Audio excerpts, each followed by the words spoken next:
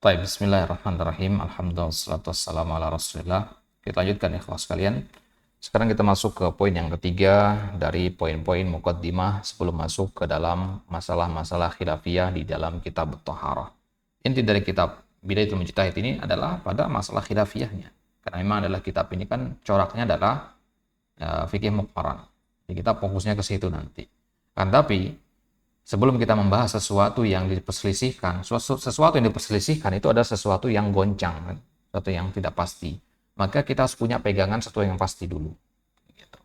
Nah, apa pegangan sesuatu yang pasti itu? Yaitu permasalahan-permasalahan yang muttafaq. Jadi sebelum memahami permasalahan yang mukhtalaf, antum harus memahami juga terlebih dahulu pembahasan-pembahasan yang muttafaqnya. Maka sebelum masuk ke pembahasan yang muttafaq itu ada pengantar di sini. Pengertian toharoh itu apa, kemudian perbedaan antara hadas dengan khobas itu apa. Nah, sekarang kita masuk ke pengantar selanjutnya yaitu ta'riful wudu wa bayanu fadlihi. Definisi dari wudu dan ya penjelasan akan keutamaan wudu. Ta'riful wudu logotan dalam tinjauan bahasa apa itu al-wudu?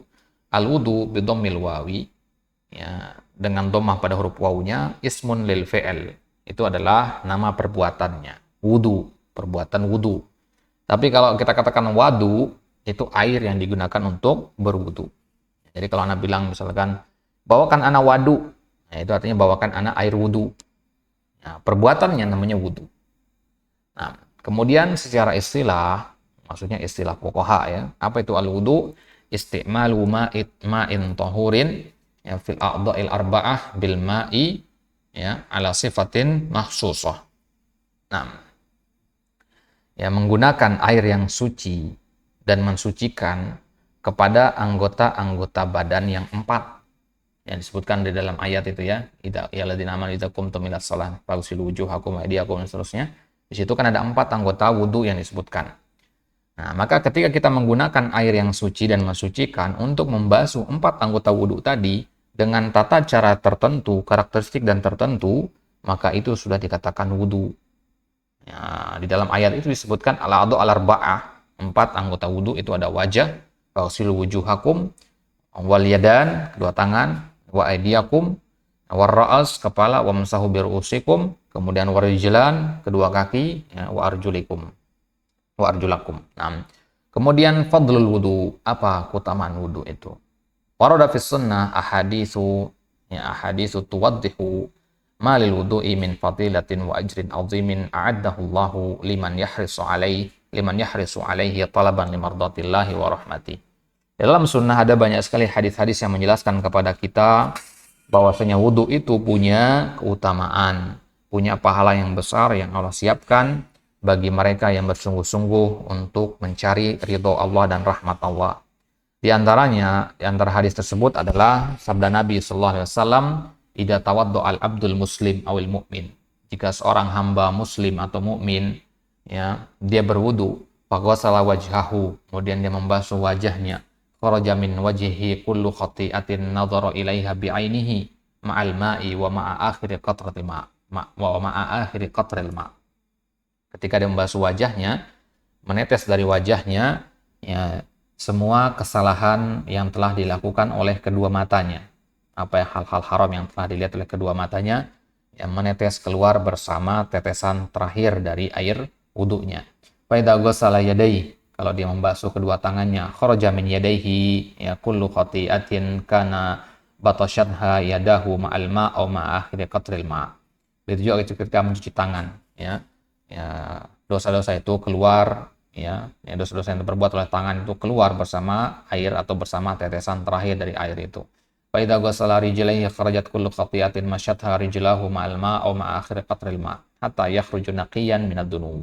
Begitu seterusnya sampai dia selesai wudu, dia menjadi orang yang naqiyan minad dunub, orang yang bersih dari dosa. Makanya kalau kita pikirkan, kita cermati baik-baik hadis ini, ketika berwudu kita nggak akan tergesa-gesa wudu ya sekedar usap-usap sana sini.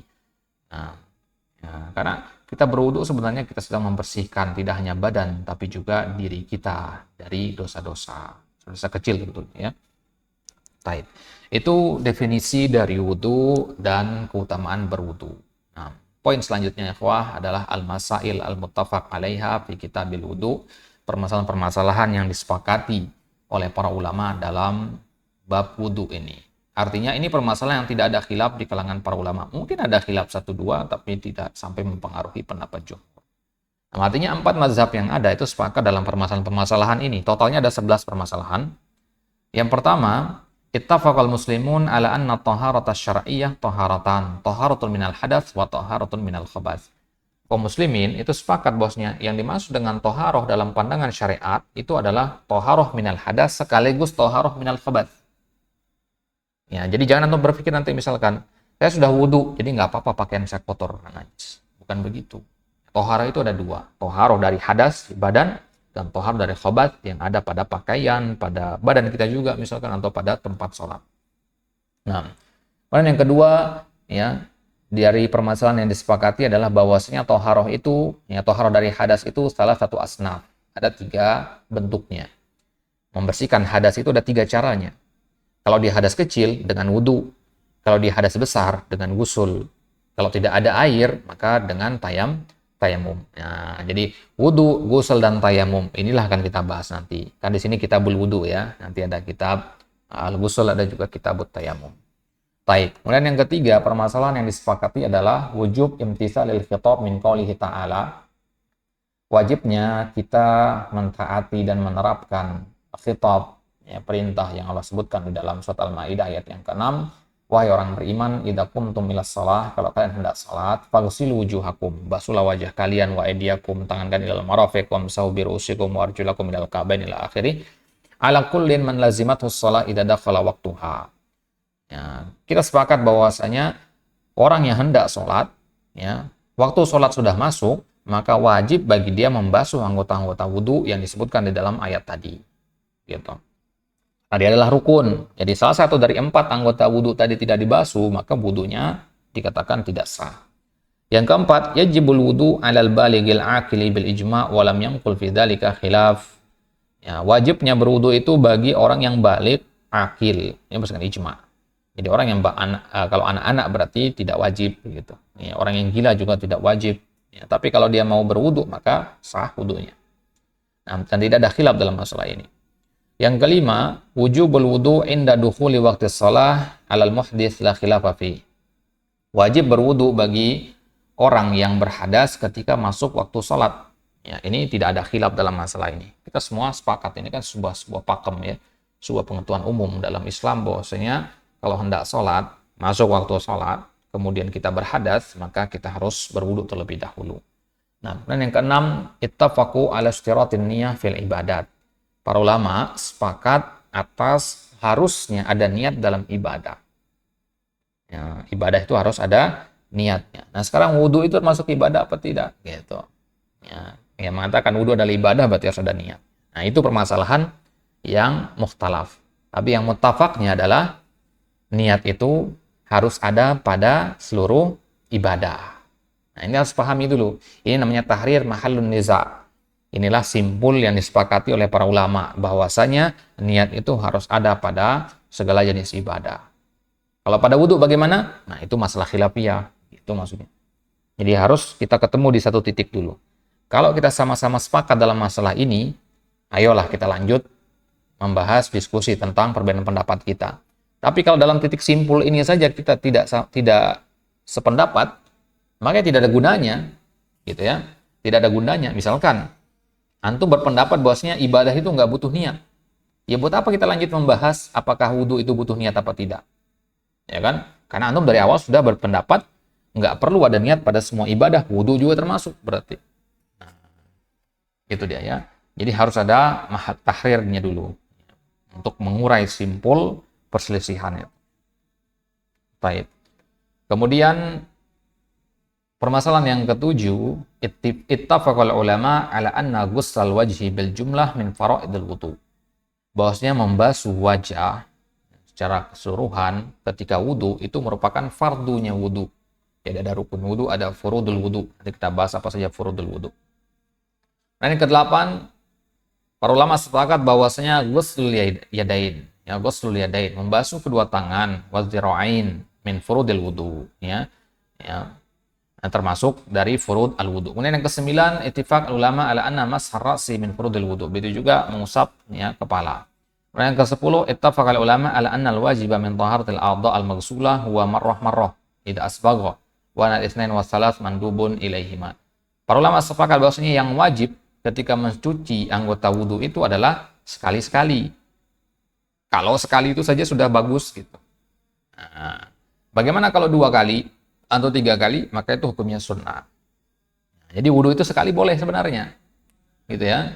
Misalkan sudah masuk waktu sholat ini, buru-buru gitu, ya, maka wudhu sekali saja sudah cukup. Tapi syaratnya idza asbagha, harus sempurna, semua anggota wudhu itu terbasuh. Gitu. Jangan ada ya bagian sebesar logam pun yang tidak terkena air. Nah, kemudian yang ke-11. Ulama sepakat bahwasanya ar-rijlain min a'dha'il wudu, bahwasanya kedua kaki termasuk anggota wudu. Nah, ini dia 11 permasalahan yang disepakati dalam kitabu al-wudu. Baik. Maka sebelum masuk ke permasalahan khilafiyah, kita ada ya jeda di sini dulu berupa pembahasan tentang dalil akan wajibnya wudu, kepada siapa wajib wudu itu dan kapan diwajibkan berwudu. Nah, yang pertama, dalil wajibnya wudu adalah dari Al-Quran, surat Al-Maidah ayat 6 tadi. Ya ayyuhalladzina amanu idza qumtum ilas shalah faghsilu, ya. Faghsilu ini kan fi'il amr dan al-amru lil wujub. Kemudian dari sunnah, ya, sabda Nabi, la tuqbalu shalatun bi ghairi tuhurin wala shadaqatun min gulul. Gulul itu maksudnya khianah, ya. Nah, kemudian hadis yang lain, la yaqbalullahu sholata ahadikum idza ahdatsa hatta yatawadda. Ya, Allah tidak menerima salat kalian kalau kalian berhadas sampai kalian berwudu. Kemudian ijma, ya jelas kalau ijma ya tidak ada ya, adat juga mengatakan begitu. Kemudian kepada siapa wudu itu diwajibkan? Ya kepada orang yang balik dan akil. Berarti orang yang tidur, anak kecil dan orang gila itu tidak wajib. Ini berdasarkan hadis Rufi al-Qalam an salasa. Ya, hadis ini diriwayatkan oleh Ahmad, Abu Daud, Tirmidzi, Ibnu Majah dan disahihkan tidak hanya satu saja dari para imam itu. Kemudian kapan wudhu itu diwajibkan? Yaitu ketika masuk waktu sholat. Itu bagi orang yang berhadas.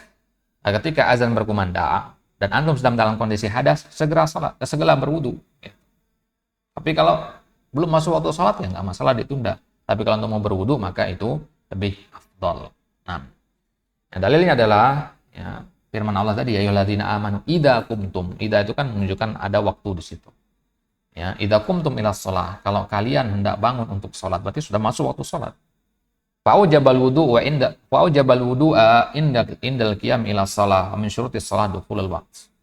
Maka Allah di situ, Allah Subhanahu wa taala di ayat tadi mewajibkan wudu indal qiyam ilas shalah, ketika hendak bangkit sholat. Nah, dan di antara syarat sholat kan adalah dukhulu al-waqt. Baik. Baru kemudian di bab yang kedua kita akan masuk ke al-masail al-mukhtalaf fiha fi ma'rifati fi'lil wudu. Wudu ini kan kalau kita membahas wudu tentu yang kita bahas adalah kaifiyah kan, gimana caranya. Kalau kita bahas zakat yang ditanyakan apa? Takarannya. Kalau kita bahas puasa yang dibahas adalah kapan dia batal. Biasanya begitu kan, pembahasan topik utamanya. Nah, kalau bahas wudu, topik utamanya adalah gimana cara wudu yang benar. Step by step-nya itu tata caranya seperti apa, atau istilahnya adalah sifatul wudu. Nah, di sini akan ada 11 permasalahan yang akan kita bahas secara berurutan insyaallah. Dan permasalahan-permasalahan ini adalah permasalahan yang diperselisihkan di dalam 4 mazhab. Yang pertama, permasalahan niat. Apakah niat itu syarat sah wudu apa tidak? Ada mazhab yang mengatakan bahwasanya wudu itu bukan ibadah, dia adalah ya sesuatu yang bernilai pahala tapi bukan ibadah, dia perbuatan biasa dia. Ya, karena kan tujuannya menghilangkan najis. Nanti kita bahas perinciannya. Jadi bagi dia wudu itu tidak butuh niat. Gitu. Ya, sebagaimana menghilangkan najis dari badan atau dari pakaian itu nggak butuh niat. Gitu. Kemudian yang kedua, persisian tentang atau khilaf para ulama dalam masalah membasuh tangan sebelum memasukkan ke dalam bejana. Kalau kita di keran sekarang ya, kalau di zaman dulu kan orang pakai mangkok gitu, baskom. Ya. Nah, apa hukum mencuci tangan di luar baskom sebelum memasukkan ke dalam baskom? Ada khilaf di situ. Ya, apakah Meskipun tangan bersih harus dimasukkan atau harus tangan kotor baru dimasukkan. Gitu. Kemudian permasalahan yang ketiga, hukum berkumur-kumur dan istinsyak dalam wudhu. Ya, kumur-kumur dalam wudhu itu apakah harus, sunnah atau bagaimana? Kemudian yang keempat, hukum ghusl bayad alladhi bainal idari wal udhun. Ya, hukum membasuh al-bayad antara al-idal wal udhun. Membasuh bagian belakang telinga yang di sini. Ya, bagian ini nih. Apa hukumnya? Apakah dia bagian dari wajah apa bukan? Nabi mengatakan kan telinga bagian dari wajah. Nah, ini bagian dari telinga bukan? Ya, ini ada bagian yang tidak ditumbuhi rambut di belakang telinga itu, ya, ke bawah itu. Nah, itu apakah masuk harus dibasuh ketika wudhu apa bagaimana? Kemudian yang kelima, hukmu ghuslu man sadala minal lihyah.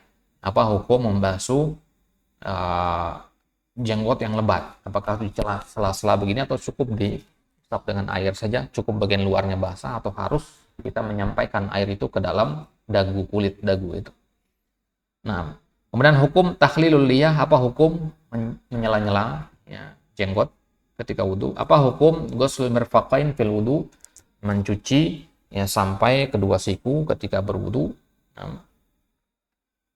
Kemudian al-qadru al-mujzi'u min masih ra'si fil wudu, ya, batasan yang diperbolehkan dalam mengusap kepala ketika wudu itu bagaimana? Sering kita lihat orang wudu begini ya. Apakah cukup bagian depannya doang atau harus sampai belakang atau harus basah atau bagaimana? Ya, itu kita bahas nanti di permasalahan yang ke-8. Kemudian permasalahan yang ke-9, hal takriru masih ra'si indal wudu fadilah. Ya, mengusap anggota wudu dengan air lebih dari sekali itu sunnah hukumnya, bernilai pahala. Nah, sekarang mengusap kepala bagaimana? Apakah dia sama seperti anggota tubuh wudu yang lain, anggota wudu yang lain? Ya, atau cukup sekali? Bagaimana kalau lebih dari sekali? Ada yang mengatakan di ayat kan hanya sekali dikatakannya. Ya, ya, hanya sekali kalau di ayat dibilangnya. Apakah cukup sekali? Ya, dan kalau lebih dari sekali apakah bernilai pahala atau tidak? Ya. Baik. Kemudian yang ke-10, hukum mutajdidul ma' limas heras. Apa hukum memperbarui air untuk mengusap kepala? Artinya mengambil air baru setelah mengusap wajah, itu mengambil air baru untuk mengusap kepala, ataukah cukup dengan air yang dari anggota wudhu sebelumnya? Kemudian permasalahan yang ke-11, as-sifa al-mustahabbah limas ra'si fil wudhu, bagaimana ya kaifiyah yang ya dianjurkan ketika mengusap kepala dalam wudhu. Kaifiyah nanti kita masuk ke perinciannya di situ. Baik. Nah, itu dia pengantar ikhwah untuk masalah khilafiyah. Maka barulah benar-benar kita masuk ke kitab Bidayatul Mujtahid, halaman pertama dari kitab Bidayatul Mujtahid nanti di pertemuan selanjutnya. Lalu perhatikan di sini, ini bentuknya jadawil ya, ini bentuknya tabel-tabel, jadi tidak kita baca kitabnya ya, dari sampul ke sampul, tapi kita ya dirubah sama penulis di sini menjadi bentuk tabel. Ini bukan kita yang bikin ya, ini sudah dibuat sama salah seorang dosen pengajar ya di Jamiatul Imam sana. Beliau yang sudah menyusun ini, jazahullah khairan ala hadal amalil jalil. Ya, kita dimudahkan dengan karya beliau ini sehingga ya, kita bisa memahami kitab Bidayatul Mujtahid insyaallah dengan lebih baik. Baik. Nah, nanti kita akan jelaskan apa maksudnya tahrir mahallul khilaf atau mahallun niza, kemudian al-aqwal wa nisbatuha, sababul khilaf, dan samartul khilaf. Nah, jadi masing-masing nanti ada tabel-tabelnya, satu muka itu satu permasalahan. Totalnya ada 11 permasalahan nanti. Nomor permasalahannya bisa dilihat di sini, di pojok kanan atas. Terakhir tadi 11 permasalahan ya. Nah, setelah 11 permasalahan ada latihan nanti. Ya, baru kemudian masuk ke pertanyaan murojaah. Ya, baru masuk ke dars yang ketiga. Dars yang ketiga barulah kita masuk ke kasus selanjutnya yang diperselisihkan. Ya, masih ada kasus-kasus yang lain juga, itu tentang mengusap imamah ketika berwudu, mengusap kedua telinga ketika wudu, dan sebagainya. Nah, itu insyaallah ta'ala akan kita bahas di kesempatan selanjutnya. Pembagiannya sangat bagus sekali di sini, insyaallah akan lebih mudah. Allah ta'ala ala wa alam, wa sallallahu ala nabiyina Muhammadin wa ala alihi wa sahbihi wasallam, wa akhiru da'wana alhamdulillahi rabbil alamin.